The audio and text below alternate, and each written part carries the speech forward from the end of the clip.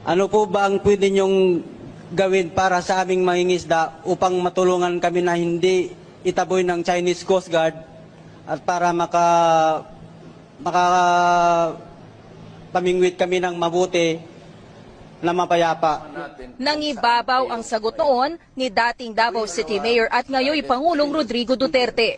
Pupunta ako sa China. Ngayon, pag ayaw nila, then I will ask the Navy to bring me to the nearest boundary dyan sa Spratly, Scarborough. Bababa ako, sasakay ako ng jet ski, dala-dala ko yung flag ng Pilipino at pupunta ako doon sa airport nila, tapos itanim ko. Then I would say, this is how